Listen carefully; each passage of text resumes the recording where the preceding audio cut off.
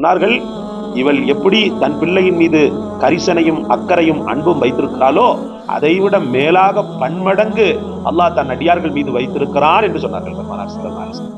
மாஷா அல்லாஹ், அல்லாஹ் அக்பர். அப்படியே உணர்ந்து கொண்டாங்க சஹாபாக்கள். அல்லாஹ் சொல்வதாக பெருமானார் ஸல்லல்லாஹு அலைஹி வஸல்லம் அவர்கள் சொல்வார்கள், லவ்ஹுல் மஹ்ஃபூஸ் எனும் அந்த பதிவேட்டிலே என் கோபத்தை விட என் அன்பு மிகைத்து விட்டது என்று அல்லாஹ் சொல்வதாக. அல்லாஹ் அக்பர். அன்பை எல்லாம் புரிந்து கொள்ளவே முடியாது. ரப்புடைய காட் லவ், அன்பை புரிந்து கொள்ளவே முடியாது. மனிதன் பெரிய அளவுக்குள்ள நன்றி கெட்டவன். அல்லாஹ் அப்படி அல்ல சகோதரர்களே. அவன் ஒன்றை செய்தானேயானால் 10 தருவான், 10 செய்தானேயானால் 100 தருவான், 100 செய்தானேயானால் 1000 தருவான்.